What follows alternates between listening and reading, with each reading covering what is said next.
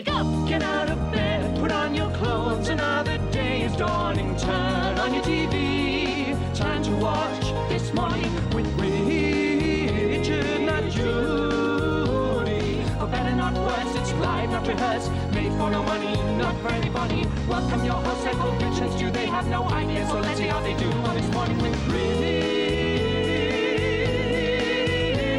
not Judy.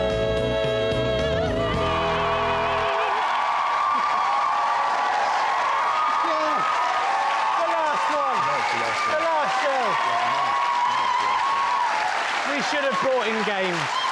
It's the last show. Thank you. I am Stewart Lee. And my name is Lola.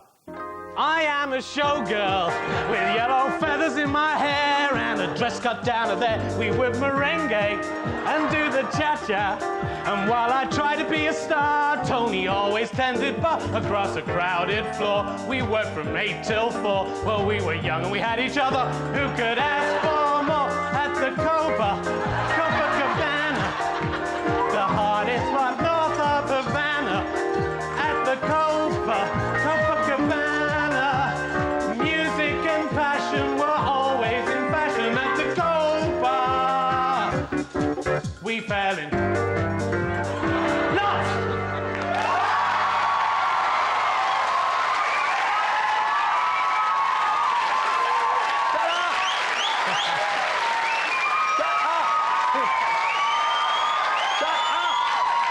Shut up. Is your name Lola? Yes, my name is Lola. No, this is the question, the word's in it. Is your name Lola? No, it's Richard Herring. Right. And do you have feathers in your hair? Depends if I've been entertaining the owls, Right, Stu. So all this dance was for nothing. You then? always spoil everything I do! Go on, you lot, leave, get out of there, go on. Stop you, it! Go. Shut up! And coming up later in the show today. At 12:25, Jonathan Aitken will be revealing that since he's had to use the communal prison showers, it isn't only his Jonathan that is aching. Aitken, sorry. And at 12:35, we'll be joining the people of Kosovo in thanking NATO for accidentally blowing up their friends, poisoning the rivers and creating a localised ecological disaster. Thanks, NATO. Satire, Stu, satire. Yeah. At 12:45, we'll be following the astonishing revelation that Tara Palmer-Tomlinson has taken cocaine with the news that Vanessa Feltz has eaten some cakes. And at 12:55, we'll be meeting Britain's only professional penguin shepherd. There he is. Yeah, in the kingdom of the penguin, Prince Charles is the king penguin. And only there is he the king. And please welcome at the piano, Richard Thomas. Do you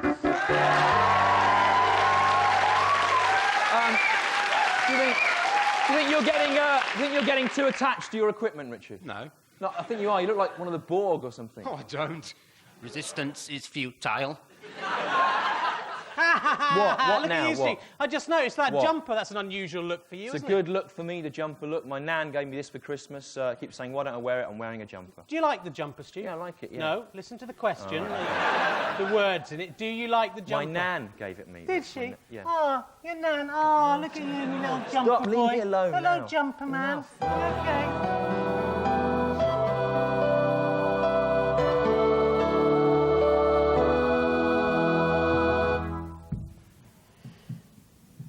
And then did a great beast rise from the boiling seas, and it had 10 horns and 7 heads, and upon each horn was a crown, and upon each head were words that were insulting to God.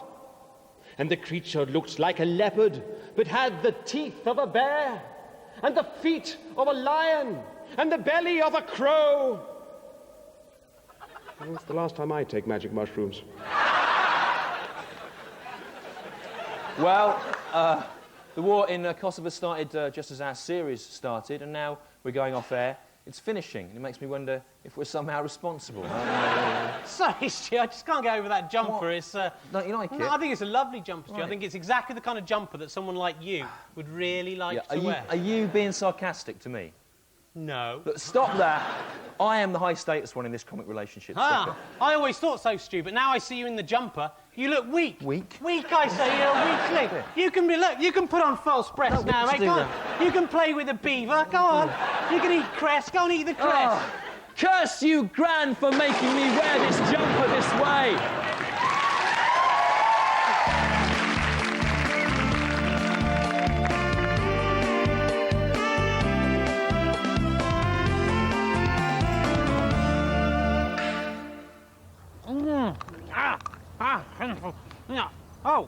Hi, you just caught me eating the milk teeth of young children. Now, you might think that children's teeth are hard to come by, but luckily, I've got a very reliable supplier. Thanks to Ferry. Nice work. Delicious. This week, I'm going to be drinking Sasquatch milk.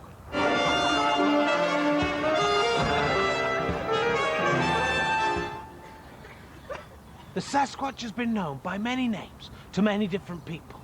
Bigfoot, the abominable Yeti, Papa Snow. But despite documentary evidence of its hair, its footprints, its droppings, even a video film, no one has yet managed to sample a Sasquatch's milk. Until now. I'm hiding in a bush in the Canadian Rockies. Honestly, it's just not a very rocky part of it. And if I keep very quiet and still, I hope that I might encounter a Sasquatch. Oh, look, there's one.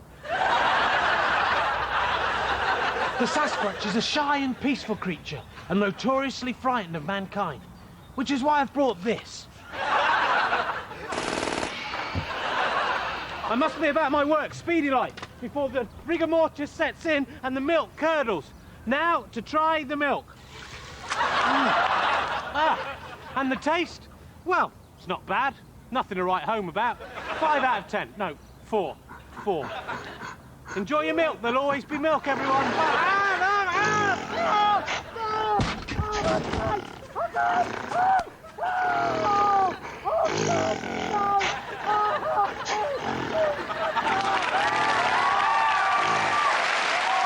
you die in that? I did die. I rose again. I'm not saying I'm Jesus. Okay. That's for other people to say. And now this week's aims. Aim 1 is to have a show in our next series cancelled for a sporting event that England actually managed to win. Aim 2 is to follow up the amazing revelation that MP Ron Davis is bisexual by revealing that wee Jimmy Cranky is actually a small old woman. No, that explains the wrinkles. Indeed. Then. Aim 3 is why she was allowed to marry her brother. Aim 3 is to produce a new rating-stopping show combining the BBC's 2 fallen stars called Hale and Felts. I said Felts. Featuring the funny fat one with the moustache and Gareth Hale as well. I was talking about Vanessa Felts all along. Aim 4. In the light of Gail Porter's claims that she didn't strip off to promote her career, Aim 4 is to ask her, why did you do it then? Were you a bit hot? Was your dress itchy? Was it too tight, was it?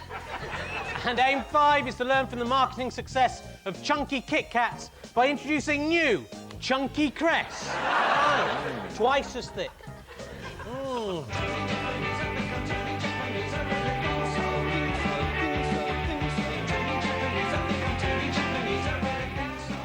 Consider the lily of the field.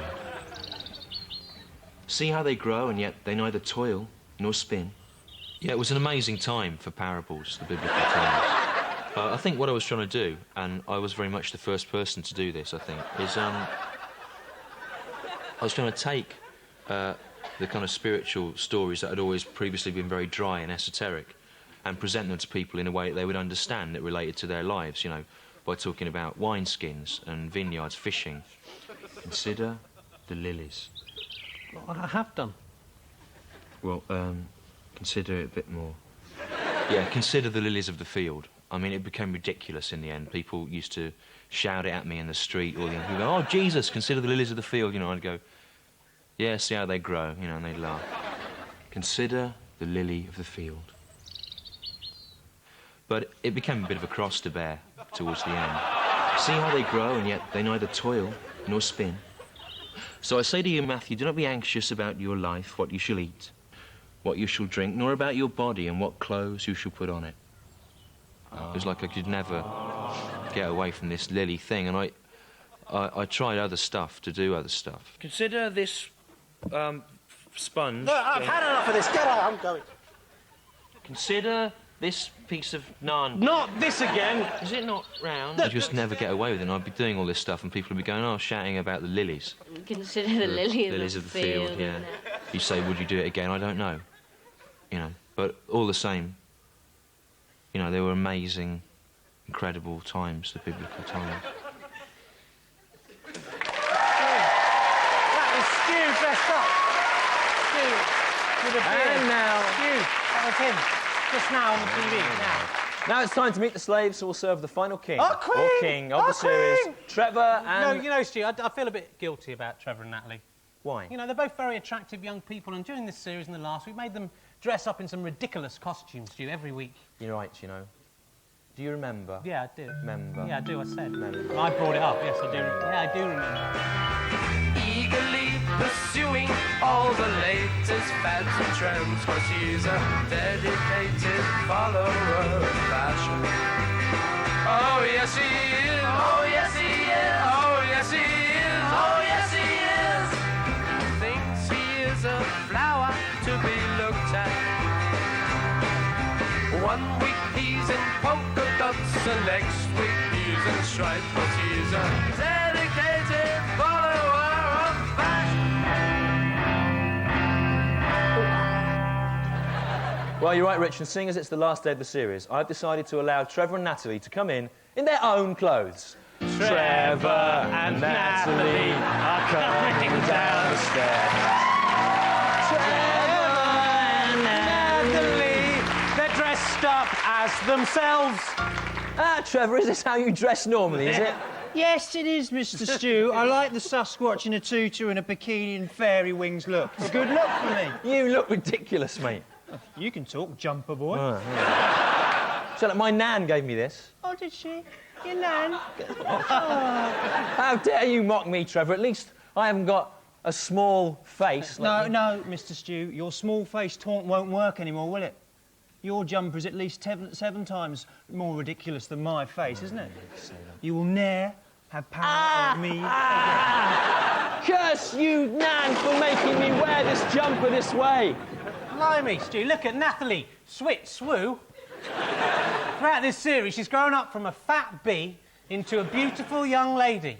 She went through that difficult Dave Prowse period that all young girls go through. But look at her now. What happened, Natalie? Well, in the old days, I was scared of Mr. Stew, so I dressed up what he told me. But now I see what he is like in his jumper.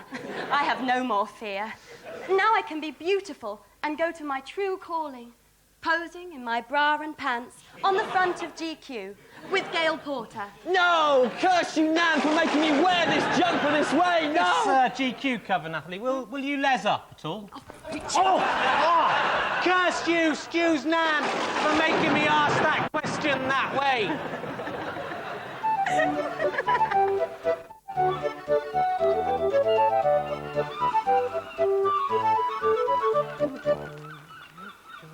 Slice the main grapes. Oh, hello, children. Hello, Egg. It's me, Histor. Egg. Sky TV. Egg, Steve, Egg. Historical time-travelling... Egg, cool, egg, travel, egg. And this is Pliny. Clean egg. My foolish... Egg. Sidekick. Side egg. Who I egg... Ah, he said egg. I knew he'd say egg if I said egg. Stop saying egg! Egg. He said egg again. Do your line. Egg, your egg. What is the egg news history? Well, you may have seen... Egg. on the grown-up news... Egg. that the liar... The egg. Jonathan... Egg. Aitken... Egg hen. has been sent... Egg. to prison... Priest egg. for lying. Egg. But egg, hen, egg. Well, to find that out... Egg. we must fly back... We must egg. into... Egg. the mist... Egg. Stop at my arm. Your arm, Histor. I mean my wing. Come with me now as Pliny as the crow flies. Egg.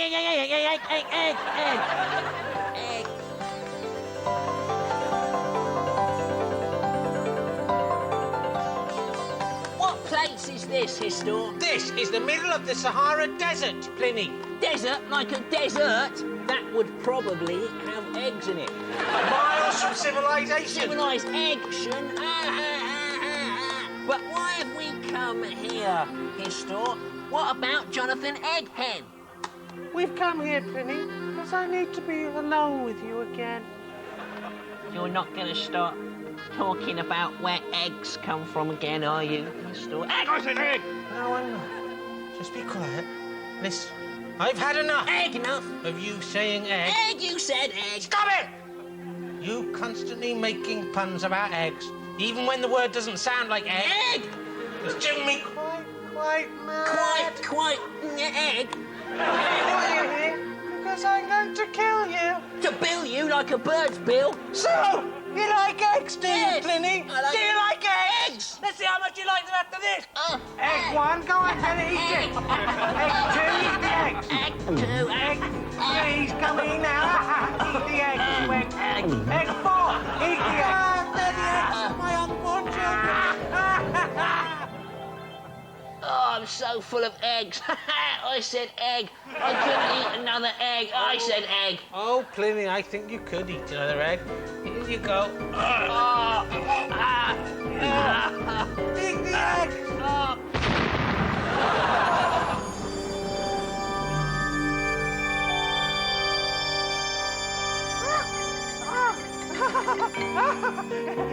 You have exploded. I said egg. At last, Pliny is dead. Dead! At last, Pliny is dead. Pliny is the egg. I said egg. Hooray, Fred. I hate that bird. Hey! Now, last week we asked you to send in your proposals for Channel 5 shows where the subject of the show would conveniently match the star's surname. Here's a few of the best ones. Alan Evans of Liverpool sent in this one. Enema Dale. Dale Winton travels around the Yorkshire Dales on a motorbike and is given an enema at various beauty spots. Scott Walker of Staffs suggested Hugh Fernley Whittingstall's huge furry wishing stall. A spectacled TV chef tours the country in a gigantic mink-lined stall, granting people's wishes. But the best one in our opinion was this one. It was Mike Reed's My Creed. EastEnders star Mike Reed and former Radio 1 DJ Mike Reed travel around the country on a moped, challenging each other's religious beliefs. And that was sent in by Chris Winchester, who's the king, so crown him! Ah! The king is crowned! He's crowned! We read with excitement and glee in the good book of Adam's disobedience and the fall of man. I'm Greg Evigan, Brad Carlton in the movie Private Road, No Trespassing. If you put a dish on a table, it will probably fall off. So is it any wonder that man himself in turn would fall from grace? After all, we live in a world of chaos, where things fall over, spill, and get knocked out of cupboards. This week, things. Balance, you see. That's the important thing in life. Balance. Sense of structure. A can of beer will balance on a jar of beetroot, but a jar of beetroot won't balance on a can of beer. It might fall off. I thought if I could pile all the things up in my cell on top of each other, one thing on top of each other, we'd balance it all out, and then everything would be fine. Margaret, Tim, the quarter pill, Carl would die. And every day I piled things up anew, but they kept tumbling down. They kept falling down.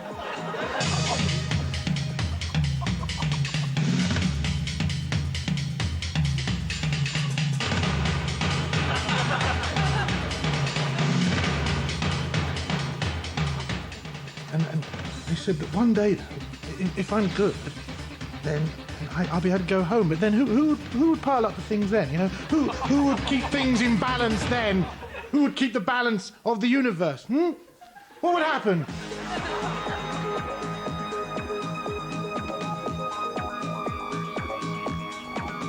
After his fall, Adam looked up from the dirt and wished he had not fallen.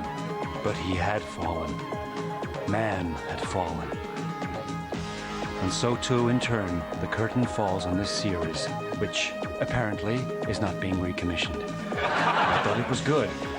I worked very hard on it, but obviously I was wrong. Like fat Peter Gibbs, even I, Greg Evigan, can never predict what will happen when things fall over, spill, or get knocked out of cupboards. Curse you, God, for making me this way. I'm Greg Evigan. Goodbye. I made this.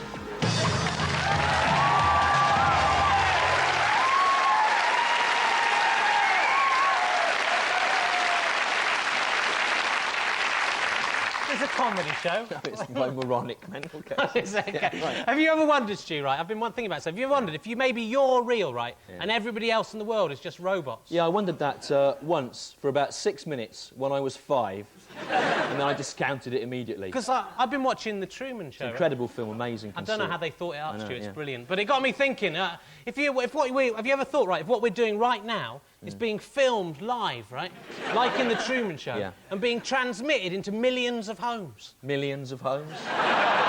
Well, some homes, anyway. Have you ever wondered that, Stu? Well, the thing is... Because once I was having a conversation with you here on these sofas, right? Yeah. And the very next day, I heard some school kids on the bus repeating it and laughing. Laughing? Well, they were repeating it anyway. I was laughing, it was good stuff, Stu. And then they saw me laugh and they said, look, it's him, off the telly. Yeah, we are on the telly. This is a TV show. Look at the cameras, the production team, the lights. Very convenient, Stu. Perhaps just a little bit too convenient.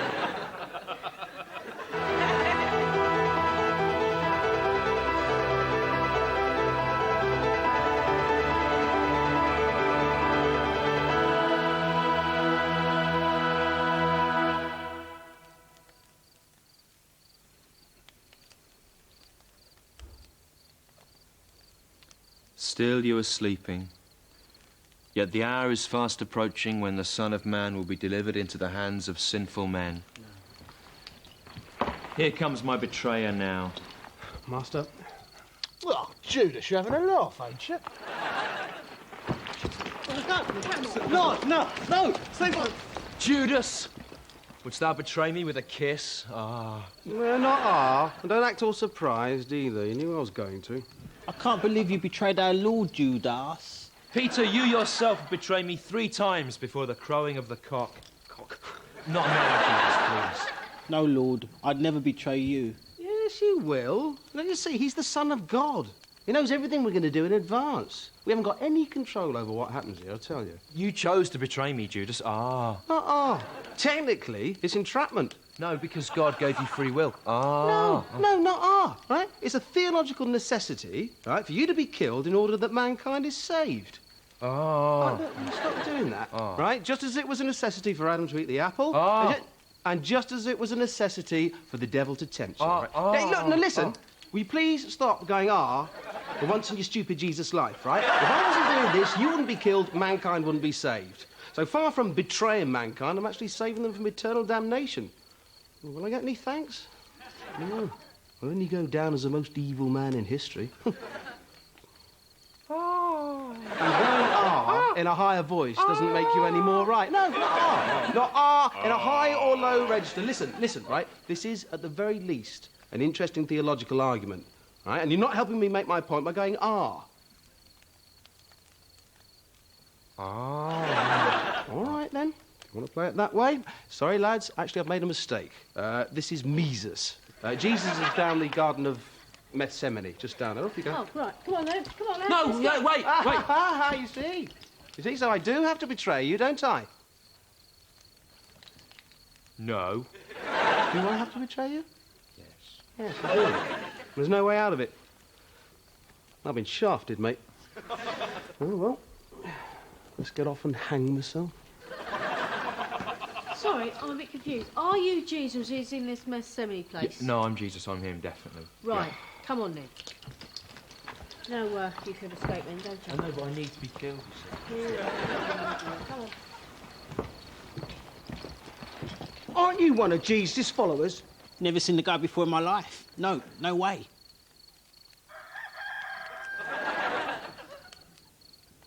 Maybe Judas was right.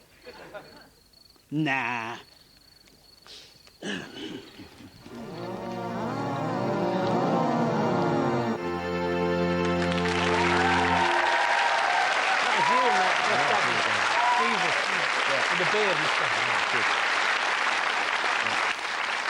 How you doing then, Jumper-o? Stop going on about the jumper now, No, for I God's won't. sake. I'm enjoying the fact that your jumper cladding has made you lower status than me, Stu. I want my revenge for this series. please. Come on, you can wear the shrew milk hat now. Shrew milk hat. I hated those sketches. I didn't write them. I don't even like milk. I'm lactose intolerant. Leave it. Look, Stu, there's your girlfriend. Blow up doll. You don't like it, do you, when it's you? Look, stop mocking me, Rich. My embarrassment threshold is much lower than yours. No, Stu, you've embarrassed me. You've embarrassed the leave audience. that now. Stop it. So, worst of all, I had to go around for weeks with Robbie Williams on my stomach, didn't I? I'm going to bet you back. I'm going to give you a Gary Barlow tattoo. No, anything but that. No. It takes an orange, anything. No. Oh, the humanity. No. Greetings, hobby peasants. It is I, Simon Quinlank, the Sheriff of Hobbyham, and welcome to my Sherwood Forest of hobbies, where every tree is a hobby, which I, Simon Quinlank, the Sheriff of Hobbyham, am the best at. What you will need for this week's hobby: a notebook, a pencil, pen, charcoal or crayon, a flask of weak lemon drink, and a mind. A mind. This week's hobby is called the Imagining Things That No One Else Has Ever Imagined Ever hobby. How to do this week's hobby. First, go to a place. Once you are there, close your eyes and imagine something that no one else has ever imagined ever. Right now, I am imagining tiny Gail Porter standing in some beans with a duck-billed platypus on the front of the tin, and she is holding funny Brummy Man Frank Skinner's giant severed head. And just in case somebody has imagined that before, I am imagining that tiny Gail Porter is Chinese. And so is Frank Skinner. I bet no one else has ever imagined that before, have they, Neil Petark? And it's certainly a more imaginative thing than you could ever imagine, you unimaginative hobby idiots. Once you have imagined something that no one else has ever imagined ever, write it down in your hobby notebook. And then, close your eyes and try to imagine as many imaginative things as you can possibly imagine, as quickly as you can possibly imagine.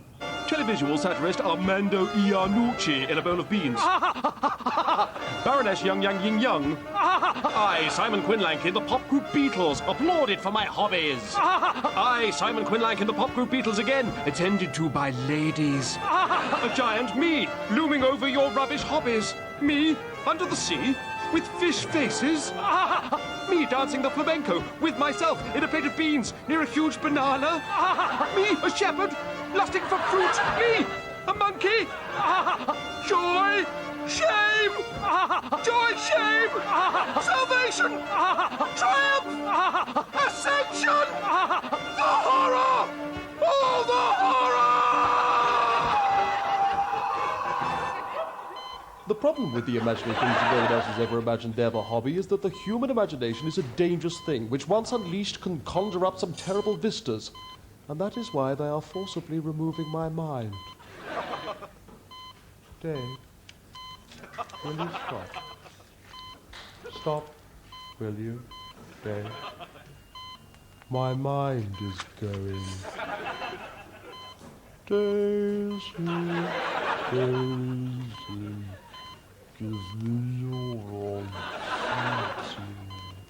Bye.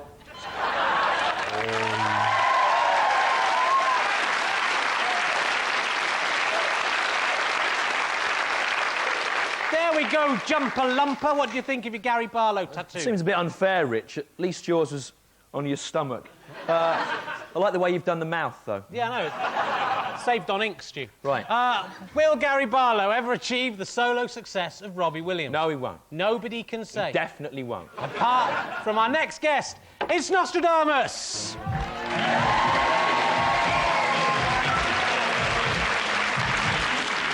Hello there, Nostradamus. Hello, Rich. Oh, nice jumper, Oh, thanks Stu. very much. My nan gave it me. Did she? Your gran? Ah. All right, first let's look at your 3 predictions from last week. Remember 2 right, you'll win this lovely barbecue. Beautiful. Now, Nostradamus, last week, look at the board, you said there would be a poor turnout for the Euro elections. The news said... Yes, that's right. It was the worst turnout ever. Correct. It's obviously going to happen. No, it's good. Well done, Nostradamus. Second, you predicted, come on, don't ignore him, that the tennis would overrun, causing the repeat of this show to be cancelled. The news said... No. Amazingly, the show went ahead. Wow. On the wrong day, though. So that's a Chinese burn for you, Nostradamus. It seems very... You've been working on your muscles. Yes. And I'm going to have to put you in a headlock as well. Oh, my head! And It hurts, but I like it. Oh, give me some Eldritch. Give me my head. All in good time, Nosty. Right, this is your last chance of the barbecue. Stop making up your own jokes. Thirdly, you said that you'll be found stone cold. Vaudeville. Stone cold. You'll be found stone cold dead. You need to get this one. Are you nervous? No, I'm confident. Well, OK. The news said... No, Nosty, you're alive, look. Oh, if only I died, I would have won. Well, you didn't. Smash the barbecue. No! Smash it up. Smash it up. You don't worry, Nostradamus. You know, all this time in the series, you've failed to win the barbecue, but you've won something much more important than that. Is it the fence? Have I won the fence? The fence is not an offer, not now, not then, not ever. Oh. No, Nostradamus, it's not the fence, it's my heart. Oh, I could have done with that fence. It's lovely. Listen, don't you understand, Nostradamus? I finally realised. It doesn't matter if you're a man or a woman or a strange mixture of the two, like wee Jimmy Cranky or something. Oh, he's good, eh? The only thing that matters in this world of ours is the love between two people, and I love you, Nostradamus. I love you too, Rich.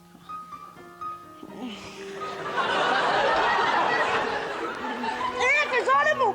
What? Like kissing your gran or something. Fishy lips. Oh. I think we must just have both enjoyed the frisson of our relationship. I think the forbidden love had a certain je ne sais quoi. Let's never mention this again. No, let's never. Anyway, what are your predictions for the months between now and the next series of TMWR Nipple Judy? Well, I've only got two predictions, Rich. Prediction number one, the BBC will fail to commission another series of TMWR and Judy. And prediction number two, the world will end in July. And can you come back for the first show of the next year's series to see if you got those right? Do you know, I can and I can barely wait. OK. Where's David Collins? The jumpers made him go mad! Come here, you! I've got you! What? David Collins? He's a man! He's a man! That's all along. What? David Collins here.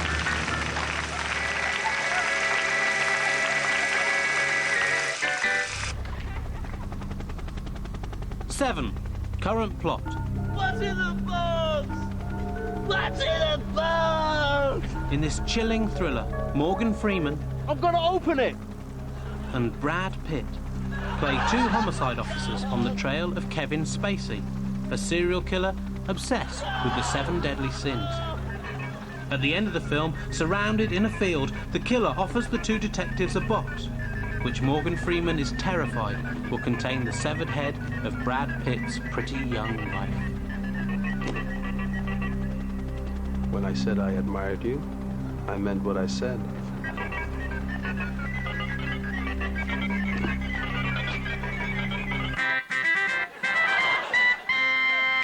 Extra final scene. It's a jumper!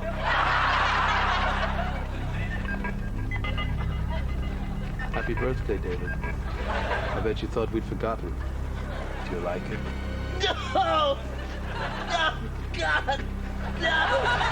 No! Is there something wrong, David? No! The jumper is from Marks and Sparks, David. If you don't like it, you can exchange it for something you do like. No! A vest, maybe. Oh, come on, man! Have you ever seen me wearing a jumper like that? I never wear a jumper like that ever! Oh, David. You're so fussy. Don't do it, David. It's what he wants.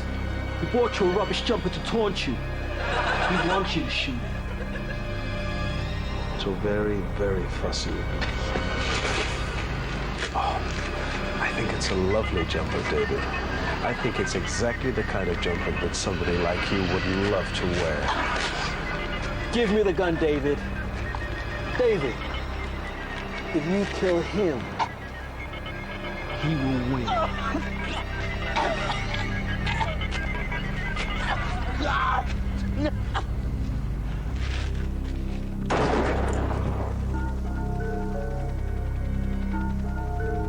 Oh, God! Oh, my God, no! He shot him! All because he got a rubbish jumper. Shut us down somewhere. Go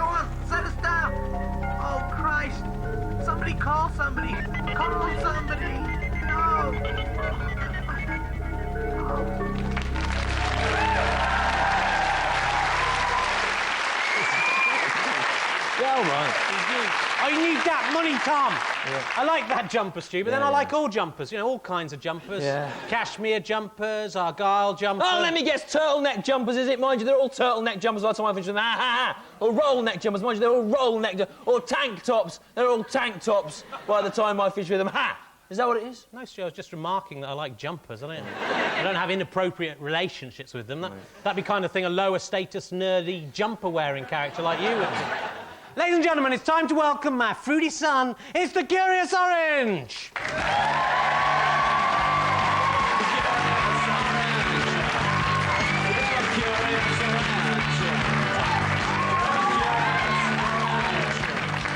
Hello there, Curious Orange. Hello, Mr. Rich. Hello, Mr. Stew. I'm Curious Orange. So why are you curious about this week? I wonder. Oh, this week, I'm very curious about this little conundrum. Have you seen my power? Well, I've often said that one day you will see my power. Yes. And I just wondered, have you seen it? No, we haven't. And to be honest, you know, I can't see we ever will. You have no power, really, apart from the power to go... Well, Mr. Stew, let's see. By the power of Castle Grayskull. What's happening?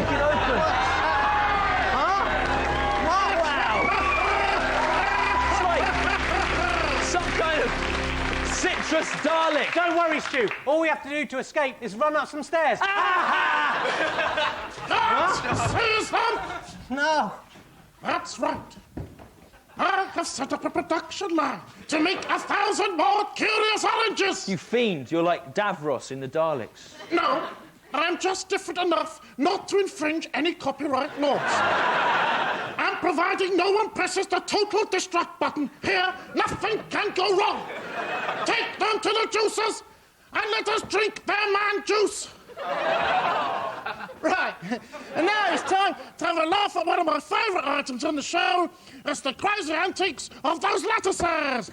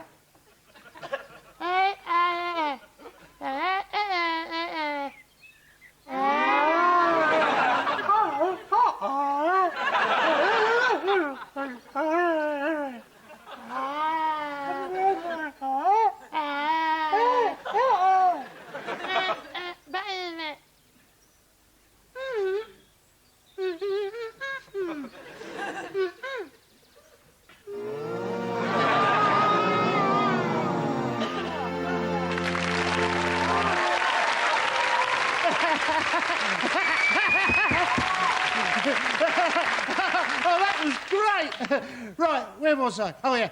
Yes, now to juice the humans! Wait, Curious Orange, before you juice us, let me take my jumper off. It's brand new. I wouldn't want to get all blood on it. My nan would kill me. Very well. It's a nice jumper. It would be a shame to spoil it. Thanks, Curious Orange. Now, where shall I put it? I know. How about here? Oh, no! The jumper on my face! I can't see! Out of control! Out of control! I'm accidentally touching the total destruct button! Oh, no! My beautiful oranges! No, no! Oh, I will get my revenge on you! Look, your jumper. It's completely ruined. Ah, well, never mind. No, Stu. The people of our planet will not forget the sacrifice you have made for us today. Bring your jumpers, one and all. Bring them to he, Jumper King. Oh, give them to the Jumper King. It's his jumper day. Do they know it's jumper day?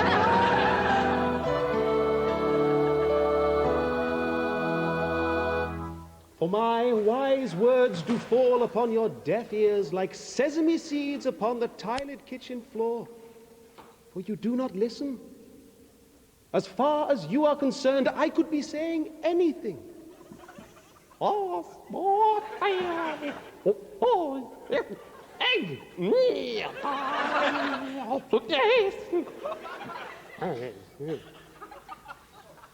Praise be to God. Well, that's pretty much the end of the series, my friends. Saying in a Southern Baptist accent doesn't make it any more final, Rich. Yes, Thanks it for does. watching. We may be back, but until Hopefully. then, we want to say goodbye to you in the only way that we know how. The only way? That's right, literally. Really? Sure, there must be another way. It's getting kind of late, you can hear the church bells chime. Ding dong! That's a doorbell at best, I'm doing isn't the best it? I can, all right? I had to improvise. All right. And it's getting close to that time we were going time. You've been a lovely crowd. You laughed out long and loud. But don't cry. Just say goodbye. It could be worse. No, that's it. I'll make it a bit better. Get it. Goodbye is a very, very, very hard word to say. Goodbye, it's easy. I didn't mean the actual word. Child of three I can say meant the goodbye. idea of parting. You said it yourself. You I said meant goodbye. parting. You didn't go goodbye. Leave it now. Didn't you? But don't put off till tomorrow what you could do today. Too many cooks spoil the broth. The Rolling Stone gathers no moss. Banal cliches, isn't trying it? to pick Face it it. up. Banal. But don't cry. Just say goodbye. It could be worse. It's sad, I know, but it could be worse. We really gotta go, but it really, really could be worse. How could it be worse? An asteroid might hit the Earth and destroy the human race. You might have to live your life with a tiny, teeny face. You might be born with the curse of an insatiable curiosity. You could fall victim to the spiteful force of gravity.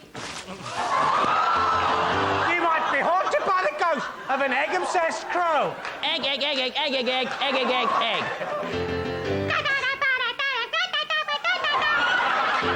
You could be sacked from the BBC and be on a Channel 5 show with Suggs. You might be caught like me, suckling at your mother's milky dugs. 28 years old I was, Then I got off the bus. Yeah. So don't cry. Just say goodbye. It could be worse. Thank you for your time and attention. Could be worse. Over the recent mythical 13-week series.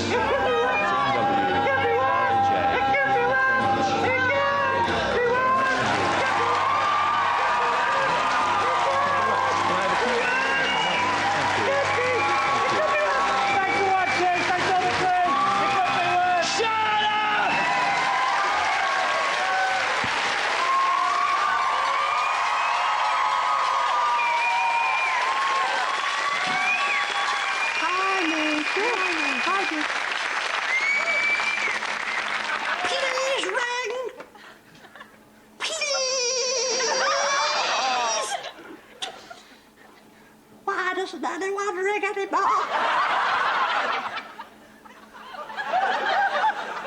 I need jelly. I must have jelly.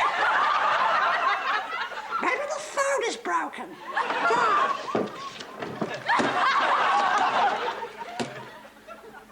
No. It's fully operational.